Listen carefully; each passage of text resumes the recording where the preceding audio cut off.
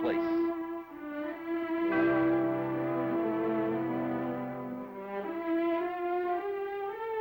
Starring Lola Albright as Constance Mackenzie, Ed Nelson as Michael Rossi, Mia Farrow as Allison Mackenzie, Ryan O'Neill as Rodney Harrington, Barbara Parkins as Betty Anderson, Tim O'Connor as Elliot Carson, Christopher Conley as Norman Harrington.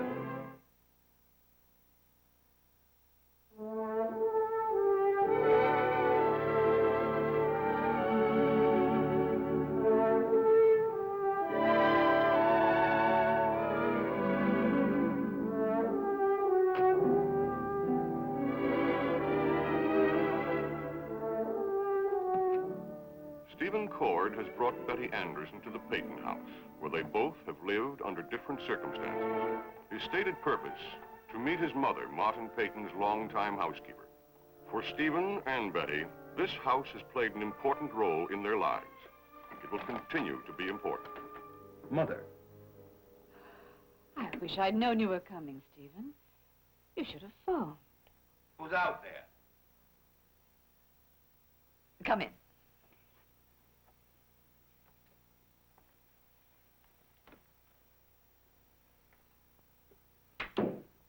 Hannah! You'll knock a hole through that floor if you don't answer.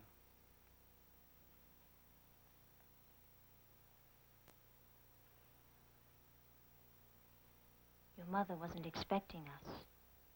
No, she wasn't. And you didn't bring me here to meet her either. Right again. Stephen, Betty, stop handling me. I'm trying to open a few doors for you. I can open my own doors, thank you. Well, then try that one.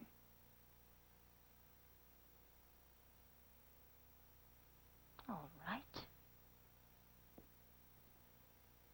It usually only opens out anyway. Your move.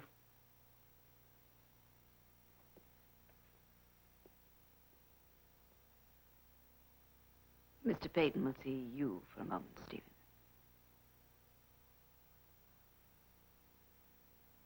I'll be right back.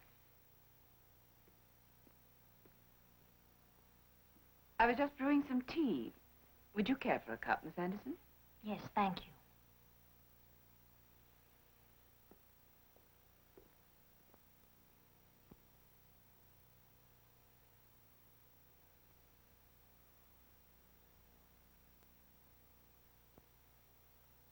You've exposed your king, sir. Why did you bring her here? Miss Anderson, I wanted her to meet my mother. Huh.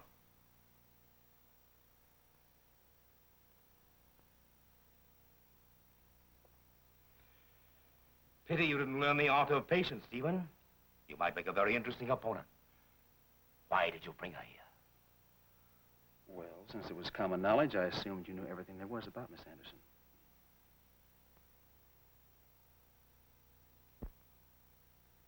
May I? Personally, I think the hospital was harsh. All right, Stephen, you've made your point. You know something that I don't know. Now tell me about Miss Anderson. She borrowed Stella Chernak's personnel records from the hospital. Now, there'll be a great help in, what was the word you used? Destroying her testimony. Well, she was caught putting them back. She lost her job. Fired? Politely, they asked her to resign. Well, let her cry on Leslie Harrington's shoulder. It's his son she helped. Well, she wants even less to do with him than she does you, sir. Doesn't like him? Should she? Bring her in. Well, she's not in a very good mood, sir. I had enough of a battle trying to get her to meet my mother. Get her in here. Well, I'll try, sir.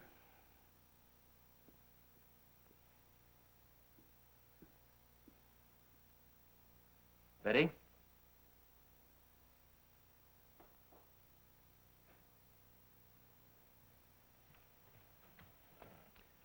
Mr. Peyton would like to see you. Isn't it getting late, Steve? Yes, maybe another day when he's more rested. Come here, Miss Anderson. I have something to say to you. That'll be all, Mrs. Cord.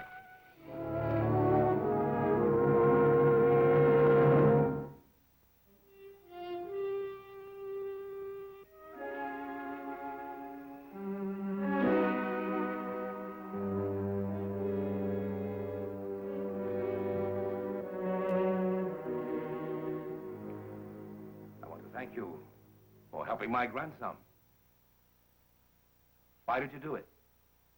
The Chernak girl's records. I thought they might help Rodney's case. Why should you want to help Rodney? Don't hobber, Stephen. Go and drink some of your mother's tea.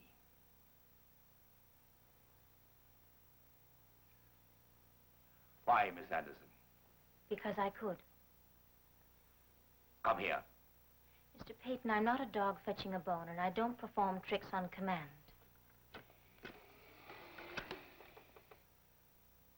Weren't you taught to be polite to your elders? Only when they're polite to me. You're an extremely pretty girl. I know. Too pretty, really, for Peyton Place. Why aren't you in New York or some other big city where there's the kind of excitement that all pretty girls like? I like it here. Big fish in a little pond? That's why you set your cap for my grandson? That depends on whom you talk to. There are rumors your grandson set his cap for me. What kind of a boy was Rodney while you were married to him? We weren't married long enough for me to find out. But you must have formed some opinion. Yes. What was it? That's none of your business. Look out for that chess set.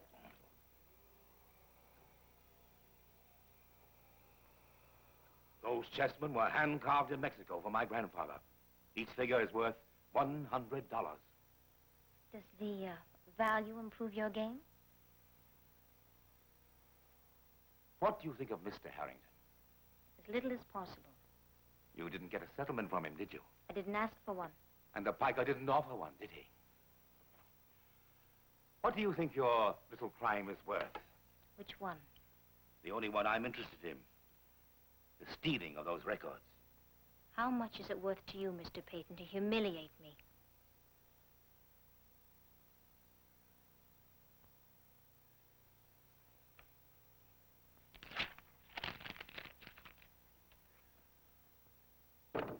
So, you resigned from the hospital. It was my choice, resign or be fired. You need a job, That's right. and you came here to beg one. I don't think I have anything you'd be interested in. Probably not. Do you like working in a hospital? No, Why not? I don't like sick people. Neither do I. In the sideboard behind you, there's a decanter of brandy. If it wouldn't offend your independent spirit.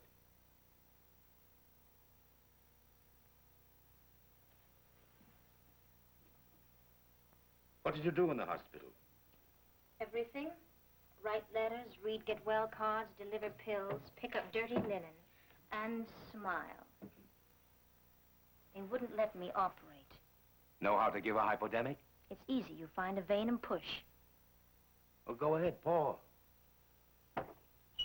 Doctors won't let me have any, so I hide it from Mrs. Cord. They say it could kill me.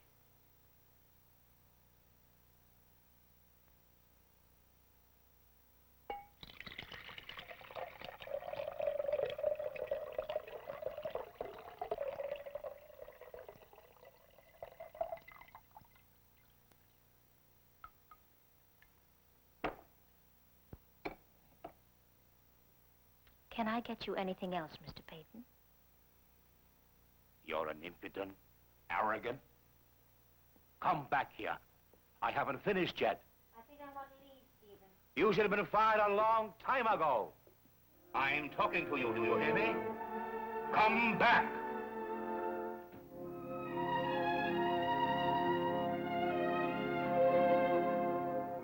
Well, no, I didn't expect you to diagnose her over the telephone, Dr. Quist. It's just that I was hoping you may get a chance to come down here and talk to her yourself. Well, if it is possible. I appreciate that. Thank you very much. Oh. Thank you. I must be overtired. So I've noticed. Mike? When are you going to ease off a little? I thought that Once the Mackenzie girl came out of the coma. Well, I've been going home every night. With an armload of books. Yes, and after reading them all, I came up with no answers. There doesn't seem to be any particular pattern in this. She remembers one thing and forgets another, and both happen in the same day. She forgets her father, and she can remember her mother.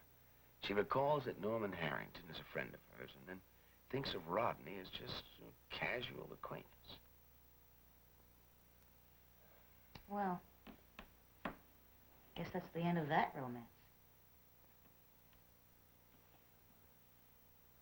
Oh, Mike, I am sorry about her. I really am.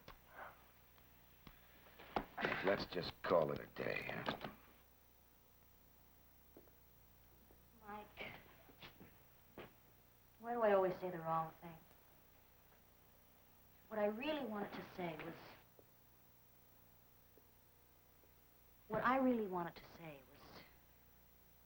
Can I buy you a hamburger, Doctor? Now, I know that you haven't eaten lunch, and you can disapprove of me over the mustard.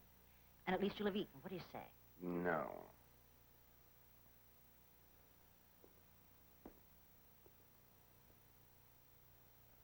But I'll buy you a hamburger. You're on.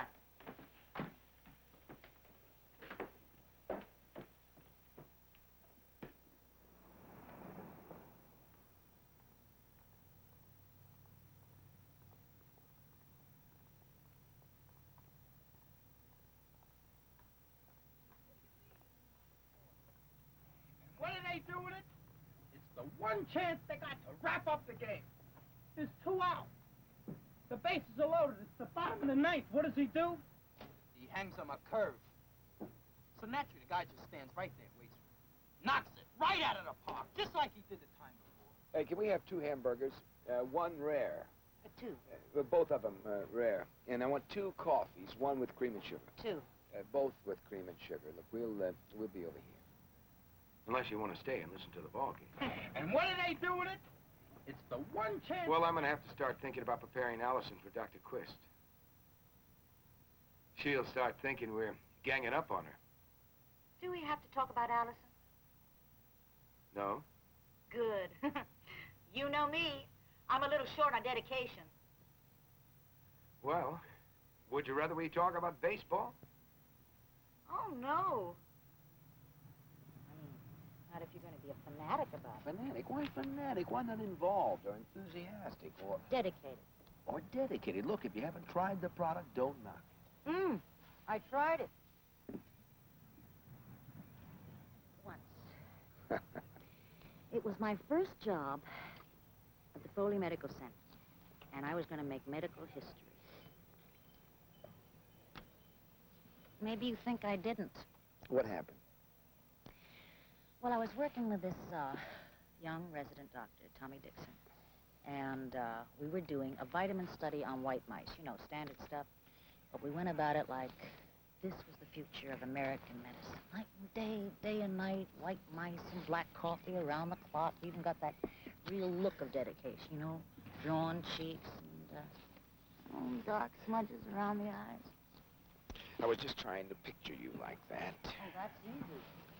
Just try to imagine a 24-year-old hag in a crumpled lab coat. Anyway, this one night, Tommy Dixon had been up 3 nights running, and I'd only been up 2. So I said to him, look, why don't you get some sleep, and I'll stay up with the mice. Then. It was disaster. It was just after 12. I fell asleep. Well, that's understandable. Yes, except that I left the door open to a cage that contained 20 white mice. Oh, no. Oh, yes. 20 vitamin-packed white mice running amok, do you know where? They made a right turn at the hospital corridor, and they ended up in the maternity wing. The next thing you know, this very young new mama comes screaming down the hall, her nightgown flying out behind her. Nurse, nurse, there's a mouse in my bed. And the nurse, she could have been a double for Miss Choate. She says, impossible, nonsense. Next thing you know, she jumps on top of the charge desk. She's got a second mouse hanging onto her ankle. Well, how did you round them up? One at a time. It took till 7 the next morning.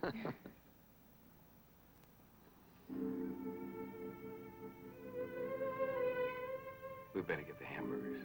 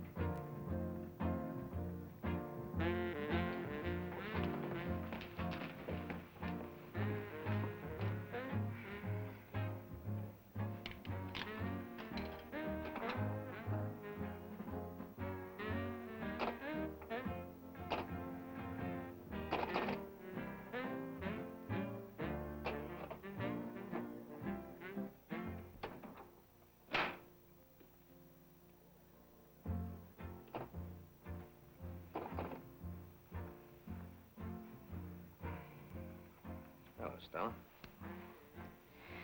What is a pretty little thing like me doing all by myself, playing the pinball machine on a cold, fire-in-the-fireplacey night like this? You meeting somebody here, Stella? You know, if I had any space in my room, I'd rent this thing. Can I buy you a drink, Stella? Because if I score 3 million points, I become an ace jet fighter pilot, and I win 3 free games. Oh, thank you very much. What do you want, Stella? I'm not going to rent that thing.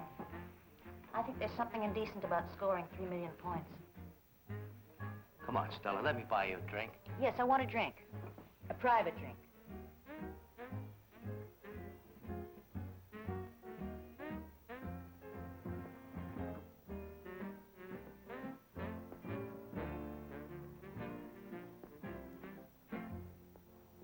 I'll be right back.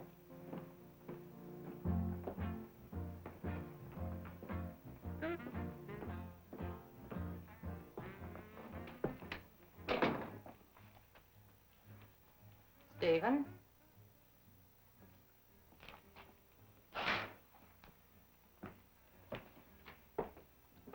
I wanted to hear it from both of you. Now try to remember just exactly what was said. Well, I just told Mr. Fowler that I had lied to him before and that now I wanted to tell the truth. That I did see Joe the day he died. That's right. That's exactly what she said. Did he have someone take down Rita's statement? No. Did he ask you why you lied to him the first time? Yes. And how did you explain that? I just told him I was frightened. She started to cry. And I said, look, nobody wants to get mixed up in something like this. Then he said, did I know about the lie? Well, what could I say? Then we had to tell him that she told you about it, too. Nothing the matter with that? He didn't think much of it either. He didn't believe her. He thought she was making up the whole bit. Looked at her with those codfish eyes of his and said, now, Rita, are you sure you're not fabricating this whole story? And then he said he could see how Rita might figure that saying Joe was angry the day he died would help Rodney's defense. Well, that was to be expected. I mean that he'd attack her story. Yes, but I wouldn't want to go through it again. I'm going to have to, aren't I? It took courage to go to the district attorney, and I bet you lied. You both handled it very well. Mr. Fowler's going to tear me apart, isn't he? The way he looked when I told him. His voice was so cold. Whatever happens in the trial, I want you to know that when this is over, I'll help you in any way I can, Rita. Thank you. Excuse me.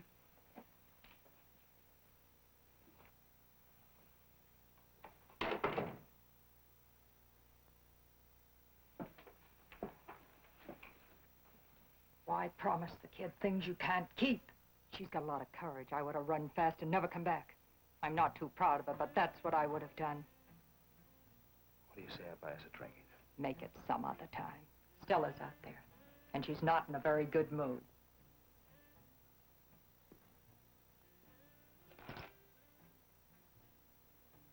That's the best invitation I've had all day.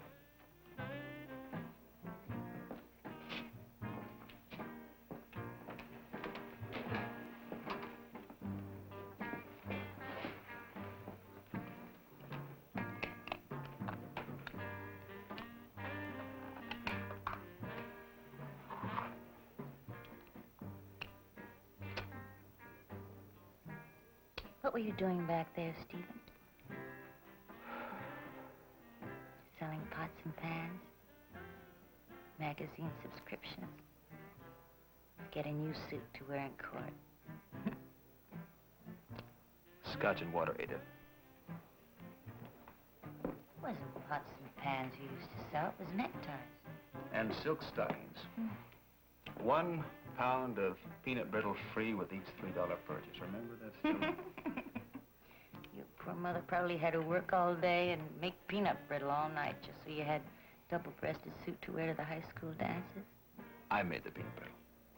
What are you doing, knocking free in the place? Your peanut brittle was soggy. Your ties were faded. Your silk stockings. You never bought any silk stockings. You and I never did any business together, Stella. No, we never did. You were such a pathetic little figure dragging that funny suitcase around. Cardboard. Your father still owes me for a couple of ties. I bet you know the exact amount. No, I don't. But I can look it up. I saved the sales receipts. Well, I didn't know you were a sentimentalist, among other things. Only about the important things. Fascinating. I've always tried hard. I wish I knew the right words to describe your character. Go ahead, take a stab at it. No, I don't think I should say some of the words. Oh, now, don't be modest. I don't think you pay much attention to what I said, Stephen. Now you got a point. But if I was your sticky-fingered girlfriend, would you pay attention? I bet that Betty Anderson isn't even mad at you for getting her fired. She probably loved playing girl spy. Because we know, don't we, Stephen, that you were the one who sent her to steal my personnel records?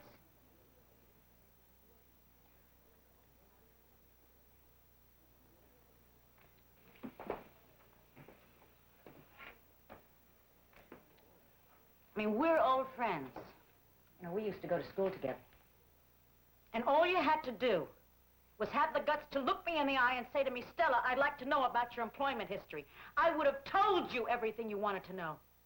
That would have been the honest thing to do. But honesty isn't a strong point in your character. It's your character that's going to be dissected when I put you on the witness stand. Every facet of your character is going to be examined and re-examined. Not mine. Yours.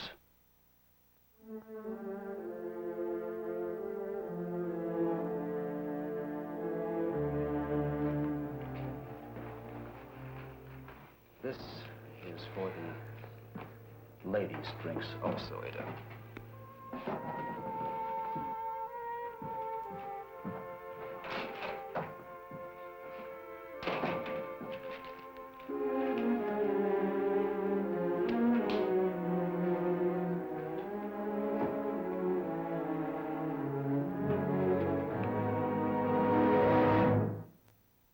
Preview from the continuing story of Peyton Place.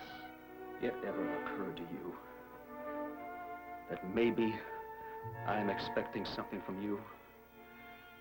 Stephen Cord tricked you into meeting Martin Peyton. If Stephen tries to make me do something wrong, I'll handle it. Don't go to work for Martin Peyton. What does some poolside Sherlock Holmes in Hollywood care about me? He doesn't have to care about you. He's looking out for himself.